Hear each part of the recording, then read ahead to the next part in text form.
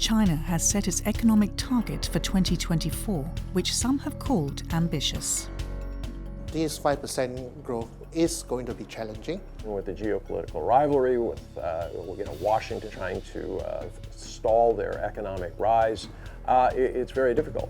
Faced with an increasingly challenging global environment, China is turning inwards for growth. More Chinese are willing to trust and prefer Chinese brands rather than international brands.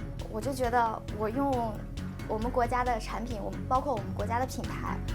And building up its new productive forces. We will see more of the investment first on the artificial intelligence and data centers, semiconductors, etc. Will it be enough to power its sputtering economy? And what does Chinese nationalism have to do with it?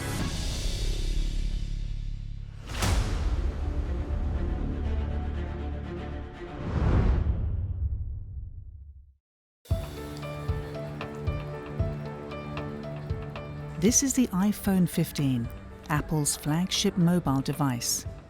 The iPhone is the top-selling phone brand in many countries, like India, Japan, the US, and until recently, China. iPhone sales in China dropped about 19% year-on-year in the first quarter of 2024. Taking its crown are local Chinese brands, Huawei and Vivo. 我一开始试用的苹果，先是的苹果，然后后边发现了苹果的弊端嘛，比如说信号不太好，然后电池容量太低了，充电慢，然后以及是打游戏会发烫。Lei Dongsheng decided to make the switch from an Apple iPhone. The 24-year-old works in the IT industry and is an avid mobile gamer. 然后我是12年买了一个小米4，它出到了4，然后它当时的话性价比会比较高，而且当时它的屏幕分辨率啊各方面都是比较，就是说对于其他品牌的话性价比是比较高一点的，而且使用之后的体验给我的也是不错的。But there could be more than product quality that's driving the take-up of local brands. At a key economic meeting in February 2024, President Xi Jinping spoke about replacing old products with new ones. China is on a push to increase consumer spending on Chinese-made goods. The domestic consumption is a weak point for China's economy, because even if when China has been developing all these new industries, boosting up its manufacturing power, much of the products actually are being sold to other countries rather than being consumed inside China. So I think the very urgent issue facing the Chinese government now is to boost the domestic consumption. The government hopes that domestic spending can get the economy back on track. In 2023, China's GDP grew by a healthy 5.5%, but there is an asterisk to this performance. Growth last year was off a low base, so it was not as impressive as it sounds, but it certainly was forward progress. What we saw in the first half of the year in particular was a wave of revenge spending that occurred that really helped to lift up services spending as well as some retail growth that occurred. But this momentum kind of faltered off in the second half of the year. This March, the party held the Two Sessions meeting, China's most important political gathering. A growth target of around 5% was set for 2024. But to meet this mark, China faces strong headwinds. And with the geopolitical rivalry, with Washington breathing down their neck, trying to stall their economic rise, prevent them from getting access to technology, it's very difficult. You could have more conflicts, which create the kind of logistical nightmares that have been affecting people because of Ukraine and now Gaza. But there are other potential hotspots out there. You could talk about the Philippines, Taiwan. This 5% growth is going to be challenging. The fact is that retail sales growth has been lagging behind the industrial production growth for the past few months. And what we also do see is that services spending has really been faltering as well. Additionally, one engine that sustained China's growth in the previous decade has sputtered out. The real estate sector is in a prolonged downturn. Major developers like Country Garden and Evergrande have defaulted on their obligations. New home prices have fallen the fastest since 2015. The property market directly or indirectly impacts about 30% of the Chinese economy. And what we have seen is basically a lack of construction activity and property sales activity.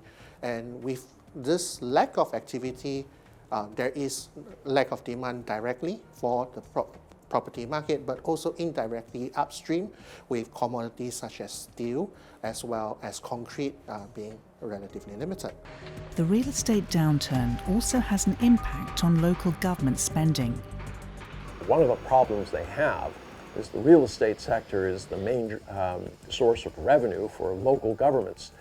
When they lease lands for residential construction, they lease it for 70 years, the amount of money paid to the municipality is huge. Without this revenue source, this constrains what municipal governments can do to spur the local economies. If there are new shocks to the economy, the local government is not able to raise any more debt as a result of their increasing debt pile, and that limits their ability to respond to any economic shocks that China could face. So, at the two sessions, the party charted a new course for growth, what Beijing calls new productive forces. As some countries de-risks from China, the Middle Kingdom wants to move from being the world's factory to a focus on high-tech, high-value industries. The new productive force is a new political slogan used by the Chinese government to gear its industrial policy from the very resources, labor-intensive type of credit-driven growth model towards the more high-tech knowledge-based production. What it really means is innovation. China is relying on its intellectual property, or I should say human resources, to power its future. The digital economy, increased use of robots. 大家好，我是迪拜世博会中国和平友好使者悠悠，很高兴见到各位。 Yo-Yo is a humanoid service robot designed by UB Tech, a robotics company in Shenzhen. 目前 UB 选实际上是目标，我们是把整个智能机器人带到千家万户，让整个人类的生活变得更加的方便，更加的智能化，更加的人性化。 At present, Yo-Yo serves as a robot companion, capable of simple tasks. 悠悠有点口渴了，帮我拿瓶水。现在呢，它是通过自己的一个摄像头，包括像手和眼的协调，自己去找到物体的所在位置。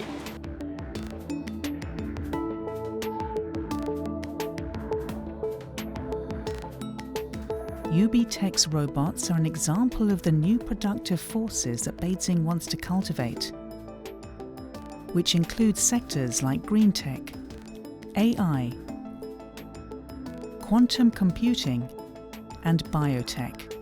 To support these new productive forces, the central government's budget for science and technology this year was raised by 10% compared to last year's 2% increment. You need to really look at the US-China trade war, tech war from different perspectives. On the one hand, it's really a bad news for the Chinese companies, Chinese economy, but on the other hand, it also gives a lot of pressure for the Chinese to innovate. Otherwise, they would have been staying in the comfort zone for too long time. Innovation also requires corresponding talent. At the two sessions, the government outlined the need for education reform to train more skilled workers and top-notch innovators. China currently produces the most STEM graduates in the world. Over 40% of graduates have a STEM degree, some of whom have found their way to UB Tech. 比例构成来讲呢，我们在发展的12年，主要是依靠我们本土培养起来的人才，也是伴随着 UB 选一路走来12年逐渐成长起来的软件加硬件加内容加服务的这么一个生态上面培养出来的人才。目前来讲呢，我们 UB 选是有1800多人，可能90%都是我们本土的人才。But all this is not new. Some observers say the new productive forces is a rebrand of Made in China 2025, a 10-year plan rolled out in 2015. It was a strategy to manufacture 70% of China's core components domestically, reducing its reliance on foreign sources. Made in China was really about quality issues. This new productive forces is really about innovation. This idea that Chinese-made products represent the very best in terms of quality and pricing, going forward to saying we're going to create the future instead of just manufacture it. With Beijing calling for domestic consumption and production, the message is clear. As the forces of globalization retreat, China is turning inward for growth. We have seen, again, a very strong push towards some of the goals, so-called self-sufficiency. China wants to control the supply chain because of these growing uncertainties globally. But can Beijing convince Chinese companies and consumers to make and spend locally? Here is where economic nationalism has a role to play. 还不如去选择去推崇我们自己的品牌，去发扬我们自己中国的文化。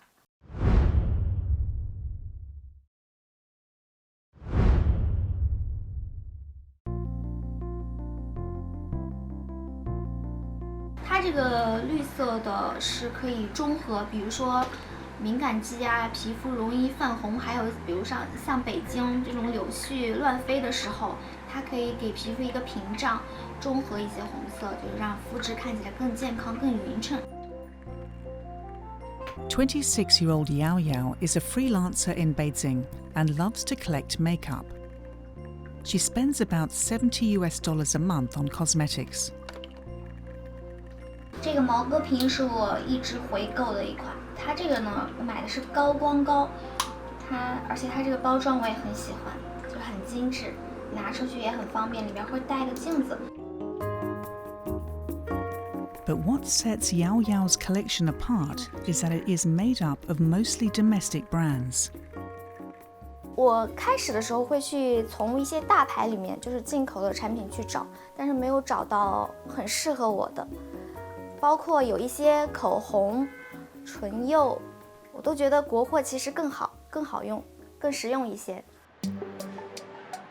Yao Yao is one of the many Chinese consumers who have shunned international brands in favor of local ones.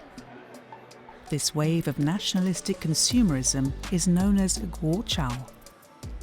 Actually, the word guochao literally means national wave. Actually, it indicates a kind of new trend in which more and more Chinese are willing to buy Chinese own brand of products rather than those imported overseas brand.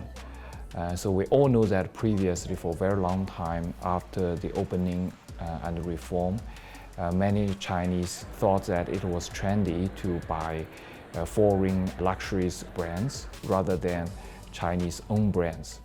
So recently we are seeing the reverse. In fashion, young adults are leading the wave of guochao. 8 in 10 of China's fashion consumers are Gen Z and millennials. They have more disposable income and are most likely to promote domestic products. 可能过去，大家用大牌可能是觉得它就是贵，然后用出去有面儿。但是我觉得现在年轻人的想法就是，我们用国货，我们才是真正的有面子。还不如去选择去推崇我们自己的品牌。去发扬我们自己中国的文化。 According to Dajue Consulting, 75% of Chinese consumers surveyed said they liked products that incorporated guochao elements in it. 32% of respondents also report checking the country of manufacturing when shopping online.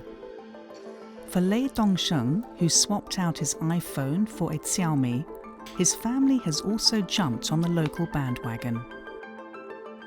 就是说，感觉苹果的那个价格是一直下不来的。一开始吧，我觉得啊，买苹果的人一般都是追求于虚荣心这种，就是说你有个苹果，你很厉害。然后现在不对了，现在人们的思想都转变了，就已经是不会再为那种虚荣心去买单了，而是用实际你使用的情况啊，以及体验感。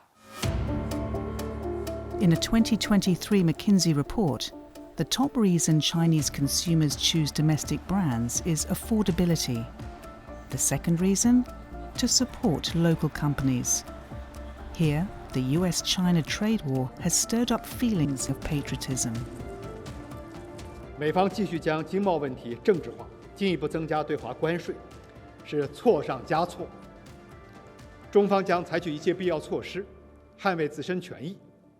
The US has actually stepped up a lot of the restrictions on China in the past few years. Of course, one can trace it all the way back to the trade war, which was started under the Trump administration. But indeed, even when Biden takes the offers, we haven't really seen any changes in the direction of the policies, and actually some of the policies has become even more targeted. The Chinese national sentiment can be used to boost the national economy. The Chinese government already found out. And also it can be a card playing against the foreign competitors. So these days we are seeing that the globalization actually subsided while the nationalistic protectionism rises in many countries, not only in China, but also in many other major economies as well. So this kind of nationalistic sentiment can easily be used by the locals to protect their own economy, their own industry, and their own brands against the foreign brands. With the US-China competition showing no signs of abating, Chinese companies are encouraged to innovate domestically instead of relying on or purchasing foreign tech. 这个是很关键的点，就是说，我们目前中国在人形机器人的全球的专利上面呢是最多的，在国家的这个专利申请上面，那高达8000多项，是让到我们能够在全球的竞争上面，在核心的技术的上面呢，我们有了很好的护城河。那从专业技术到制造成本，我们都能够在这个层面上面呢，能够占有一定的这么一个优势的时候呢，我们最后我们其实是享有了整个中国在数字化、在智能化进程上面的一个很好的优势。This inward focus on innovation also comes as China plays catch-up on advanced chips and AI. Huawei made headlines in April when its new phone featured a domestically made 7-nanometer chip, putting to bed the previous assumption that China had no ability to produce such advanced hardware. And China is not resting on its laurels. Beijing recently announced an additional $47.5 billion injection into semiconductor research and development. There's also like a push towards local players trying to use local chips but not the foreign one, just trying to create this huge market and demand to support the R&D. But whether China can basically narrow the gap that easily, I think like we still need to wait and see. This self-reliance is also evident at the state level. A Wall Street Journal report revealed the existence of a secretive Document 79 published in 2022. It directs state-owned firms to focus on innovation-driven development. The goal, according to the journal, is for Chinese state entities to replace foreign tech with domestically developed ones. The deadline to do this? 2027. The COVID pandemic is a wake-up call because it reminds the Chinese of the urgency of relying more and more on the domestic industry and supplies rather than trusting the overseas products and supply.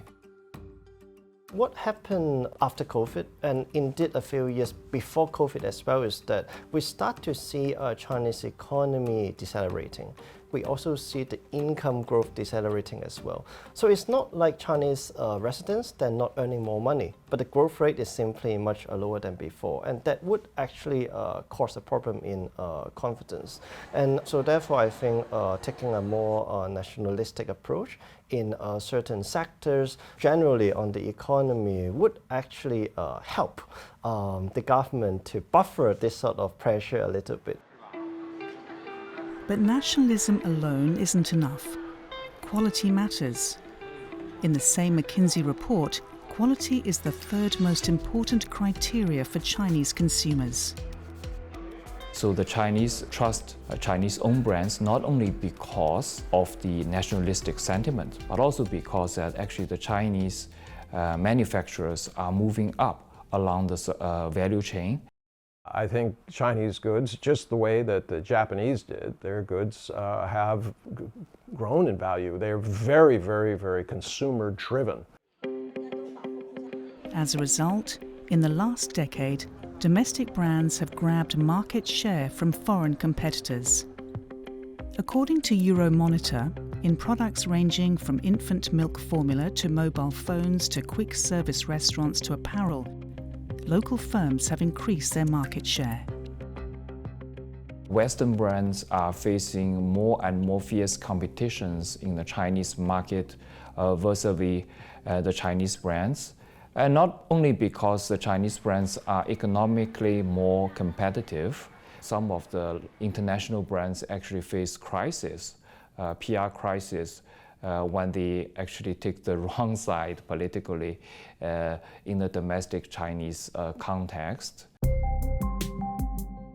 In particular, foreign brands face censure if they injure Chinese nationalistic pride. In 2018, Italian luxury brand Dolce & Gabbana was accused of racism and promoting stereotypes of Chinese people.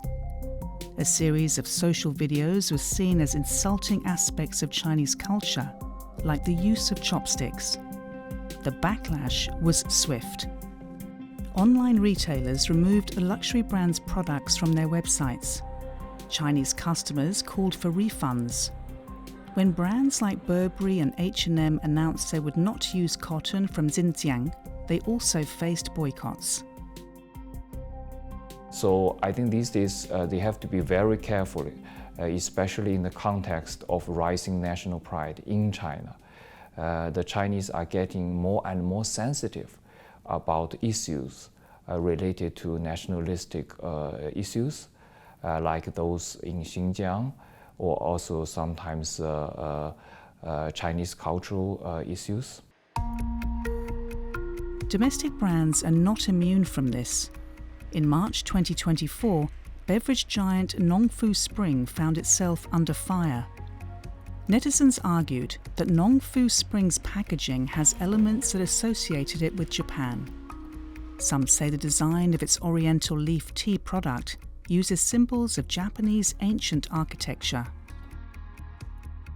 Others say the red bottle cap of Nongfu Spring drinks resembles the Japanese flag. Criticism snowballed when the US citizenship status of the chairman's son, a board member of the company, was uncovered. Once the netizens and the public learned that the son of the founder, one of China's richest persons, actually hold a US passport. So actually that backlash and caused the huge losses for the company, not only for its sales, but also for its stock market prices. Yet goods made by new productive forces are not just reserved for the domestic market. China still wants to export, but will it find receptive buyers globally?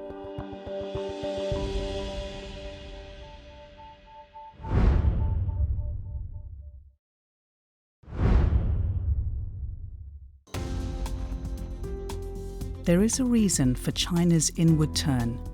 It is facing an increasingly difficult global environment. Most recently, in the electric vehicles or EV sector, where Chinese automakers account for 6 in 10 vehicles sold globally. 这边呢就可以看到我们的一款海豹，全新E3.0平台的一款纯电轿跑的一个车型啊，那么流线型非常的优美啊，那么紧接着是我们的一款海洋美学的新款家用级10万元爆款的一个现象型车型。 BYD, or Build Your Dreams, is the largest EV manufacturer in the world. The Warren Buffett-backed company started by making phone batteries in 1995. In 2003, it applied its battery know-how to cars. 我们不断地在新能源技术方向上的坚持，我们不断地在新能源车市场和行业发展当中的坚持。所以，应该说我们这个包括以中国市场为例吧，像目前中国市场已经成为了这个全球最大的新能源车市场。 But some countries are slamming the brakes on imports of Chinese EVs. In October 2023, the European Commission officially launched an investigation into China's EV sector. It alleged that Beijing provided subsidies to boost EV market share, undercutting European rivals. China disputes this. Countries are also concerned about how much China is exporting, a term called overcapacity. In April 2024, US Treasury Secretary Janet Yellen visited Beijing and expressed concerns about China overproducing EVs, solar panels and batteries. So overcapacity at its very element, the breakdown is really just about having too much production and too little demand. But this phrase is being used as part of, in context with the Chinese industrial policy, which is that there is actually a lot of production capacity being built and supported by Chinese industrial policy or state intervention that gives preferential treatment in terms of loan pricing and costing to its Chinese-based companies in order for them to support the cost structure being lower than competing companies elsewhere. And hence, they're able to produce at scale and really flood markets overseas, or at least that is the complaint being raised by the US and the EU, among others. But China is pushing back against these claims. In May 2024, during a visit to France, President Xi said there is no such thing as an overcapacity problem in China. It's not the first time that we see there is a discussion about China's overcapacity. 10 years ago, we also see actually official acknowledgement on some of the traditional sectors, such as steel, cement, and etc. So this is indeed not a new concept, but what I think will happen in the future is that there could be more conflicts if China purely only export all the way out to support its economic growth. With the US and the EU looking to limit imports of Chinese EVs, Beijing is turning elsewhere. I think Chinese EV manufacturers are looking for big and appealing markets. In the region, we can see also Vietnam. Vietnam's economy is growing. I think their purchasing power is also growing. And not to mention about, we have Thailand, we have Malaysia, the economy are thriving too. Indonesia has welcomed Chinese EVs with open arms. The archipelago is the second fastest growing market in Southeast Asia for EVs, just behind Thailand. By 2035, Indonesia is set to become the largest EV market in the region, driven by young consumers and families. This is my Chinese EV. I used this car for about 2 months.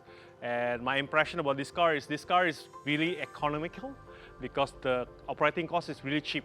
I only spent about 500,000 rupiah for about 1 month. David Budiamaja is a father of 2 and works in video production. With a wife to send to work and kids to pick up from school, He recently bought a Chinese Wuling EV. I choose this Chinese brand is because it is the cheapest EV available in Indonesia. Indonesia is an important market for Chinese EV because Indonesia is, in terms of population, we are big. In terms of economic trajectory, our growth is really dependent on consumption. Indonesia's purchasing power among population, I think, is also quite remarkable over the past few years. The Indonesian government's incentives help drive up EV demand. It has waived import tariffs for EVs with 40% of its components sourced or produced in Indonesia. Drivers who buy such vehicles also see their value-added tax reduced from 11 to 1%. The goal is to boost the EV investment and ecosystem in Indonesia, especially from the Chinese. And this has borne fruit. BYD, for example, has announced plans to put $1.3 billion into an EV plant in Indonesia. For Indonesia, I think we do not have the same concern as with the US or European in terms of domestic players. Whether Chinese presence, is going to hurt domestic players or not, I don't see it in Indonesia because Indonesia is not a manufacturer. We do not have our own brand. Our national interest is attracting investment as much as possible, including from the EV manufacturers. Yet even here, there are appeals to Chinese nationalism. President Xi Jinping has called on the Chinese diaspora to play their part. He has said that Chinese sons and daughters at home and abroad must assist in uniting all Chinese people to achieve the great rejuvenation of the Chinese nation. However, for ethnically Chinese Indonesians like David, this message has little resonance, especially where their wallets are concerned. I don't choose product based on my ethnicity because the reason I choose the product is because of the quality and the cost. So I only choose product that is kind of the best buy, best value. So it got nothing to do with my ethnicity at all. Back in China, what impact will economic nationalism have on foreign companies?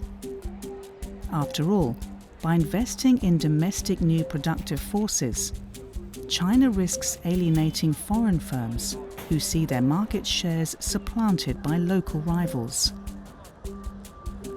Coupled with geopolitical tensions, this meant that 2023's foreign investment inflows plunged to a 30-year low.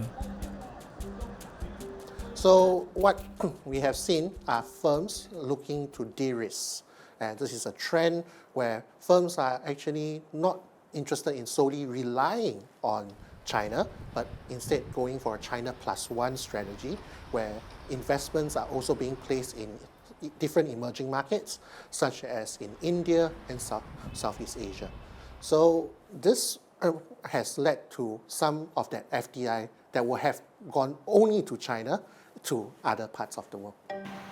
To assuage the multinationals, Beijing has reiterated that it is open for business. 开放带来进步，合作创造未来。中国扩大高水平开放的决心不会变，同世界分享发展机遇的决心不会变。 The reason why Chinese government these days emphasizes on openness is that China still wants to attract investment from Western countries and also the technology transfer from the advanced economies. Another reason I think is very important is that China tries to seek the political high grounds in the international discourses, because China does not want to be blamed for its closeness and for the reverse of the globalization. For some businesses looking to invest in China, the new productive forces bring opportunity. This is recycled silicon. It is a material used in everything from computer chips to car parts. So what we do in China is we recycle silicon waste, mainly coming from production waste from solar. So we take their waste and transfer it back to recycled silicon, which is then comparable to primary silicon. Circular Silicon is a German company founded in 2023 by a group of engineers and economists. It has offices in Europe and China. China has become not only the biggest manufacturing market for solar, but also the big installation market for solar. When it comes to solar energy, China is today the place to be. Circular Silicon aims to produce 500 tons of its recycled silicon this year, with a target of 3,000 tons next year. For us, it's about to really have our foot into the world's biggest solar market in terms of production and installation, to really be there, connect with suppliers who are leading globally to understand what they really need. So to do business in China is one of the key priorities. However, an increasingly nationalistic environment may spook some. In May 2024, China revised its state secrets law and increased scrutiny on firms with foreign ties. This follows police raids on consultancies and arrests of foreign executives on espionage charges. So it's important to have local partners. Otherwise, it's really, I would say, impossible to navigate bureaucracy, also governmental context. So you need strong local partners which you can trust and who also understands what's important maybe for a province, for a city, for the overall picture. And then it's quite easy to put everything together, but you need the strong local ties. Ultimately, whether it pivots to self-reliance or strikes a balance between foreign and local investment, the question remains: can China achieve its 5% growth target for 2024?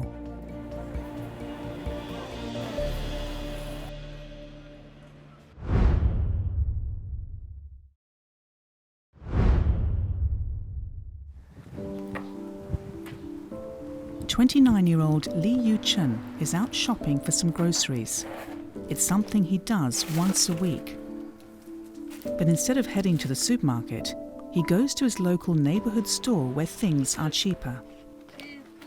现在呢，目前呢就是属于兼职的一个状态，就是会帮朋友的广告公司做一些兼职，然后自己也会去开一开这个网约车，就是不是那种全职的，然后也没有那么稳定。 Li hasn't had a full-time job for almost a year since he quit his previous job in sales in search for better pay. His timing may not have been the best. Last summer, China's youth unemployment exceeded 20% before the Bureau of Statistics paused the release of data. Currently, China's total jobless rate hovers above 5%. Li, however, is upbeat.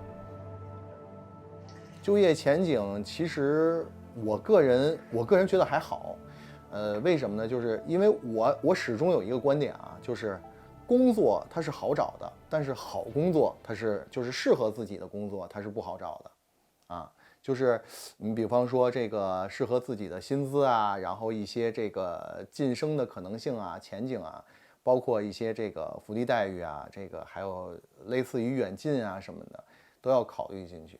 所以适合自己的好的不太好找，但是你说现在找一个稳定的工作，直接就就业，对我来说是没有什么问题的。Until then, Li must subsist on the meager 5,000 renminbi or $700 that he gets from his gig work. 就是因为它没有那么稳定嘛收入，所以就是说可能之前就是像我比较喜欢买鞋，然后喜欢买衣服。 但是现在呢，可能相对就得谨慎一点。Ultimately, it may take more than appeals to nationalism for people like Li to spend. Post-spring holiday season, consumption in China has slowed. Retail sales for April grew just 2.3% year-on-year compared to 3.1% in March. The year's sales outlook is estimated to expand 5.5%, a percentage point less than 2023's figures. Instead, the Chinese are saving. In 2022, New household deposits totaled $2.5 trillion, an increase of about $1.1 trillion from 2021. This is an all-time high. In 2023, savings remained high at $2.3 trillion. So there are two parts to this story, and one part is that there is deflation going on. China's prices simply hasn't moved or is moving backwards. And for the average consumer, if you're expecting prices to fall in the future, it makes a lot of individual sense for you to save money right now and to benefit in the future. So that is one part of the story. And the other part of the story is about how there is actually economic uncertainty. And this increased economic uncertainty also increases the Chinese consumers' willingness to save. They are more cautious, they are less likely to open their wallets to spend on new products and services. Last year, to get consumers to open their wallet, local governments rolled out a slew of measures to encourage spending. For example, the Guangdong province gave out around $14 million worth of vouchers to boost tourism, while Liaoning province handed out about $2.7 million in vouchers that could be used for things like automobiles and consumer retail products. This year, the government is once again enticing consumers. In March, the State Council outlined plans for a trade-in program in April. Households looking to upgrade their old appliances or cars could get discounts and subsidies. We have already seen more support on the consumption side in encouraging consumer to upgrade their cars or different type of home appliances, etc. But it's quite hard to get people to spend if the sentiment is weak. The consequence is really about this paradox of trade. When people excessively save, what that leads is to a reduction in consumption, and really that reduces the overall economy. And this ultimately drags down the economy, particularly in times of slowdown. And this can spiral into a situation that I do not think the Chinese policymakers are interested to have. The government has even tried to revive the flailing real estate sector to boost demand for property. Measures include easing mortgage rules and ordering banks to extend credit. But the Chinese public are not as upbeat about real estate as they were a decade ago. Buyers themselves may no longer be interested in property as a store of wealth. Where we then see China's property markets recovering is a gradual price recovery rather than the continued price correction that we are looking at this time. But this price recovery will really require the Chinese Central Bank, the People's Bank of China, to really come out with supporting measures. And although those were announced, the take-up rate has been quite soft. But there are also reasons for optimism. In the first quarter of this year, the Chinese economy grew by 5.3%, beating expectations. If we look at the first quarter performance, it's quite satisfactory, and also the export and investment are showing some positive signs. The only weak point is the domestic consumption, but over the past 2 months, we do see some positive signs for Chinese consumption as well. The good news is that disposable income rose 6.2% last year. And that really is the most important part of the Chinese economy. This ability to increase buying power allows the economy to drive itself, and also what they hope will be a virtuous cycle of consumption, reasonable consumption, that can keep the economy going. And for many like Yao Yao, they are content to keep spending on their favorite homegrown brands. 我就觉得我用我们国家的产品，包括我们国家的品牌，我会觉得非常的骄傲，非常的自信。我出去还会推荐给别人啊，这是我们国家自己的品牌，这让我觉得是一种潮流。In this era of decoupling and de-risking, the world's second largest economy is looking inward for growth, focusing on domestic consumption and investments in high-tech manufacturing and innovation, all underpinned with a sense of Chinese pride and nationalism.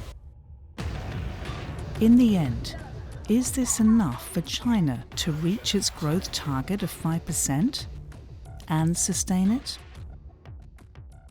I do think that China can achieve this year's 5% GDP growth target because as more and more Chinese are buying more Chinese brands, be it the luxury brands or the ordinary brands, I do think that in the future the Chinese consumption will go up. But I do think that ultimately China will still need to solve this confidence issue in basically household not earning as much as before, corporate not seeing the future that clearly, so they don't have a very optimistic outlook on their profit. So it's likely that it will hit its target. The Chinese government retains a lot of fiscal flexibility, so they are able to spend more through things such as a mid-year budget adjustment, so that they are able to channel more money into the economy. But the question is how sustainable that path goes beyond this year. And it may be time for them to look at other ways, or even really just giving up on the growth target and setting growth targets in the future.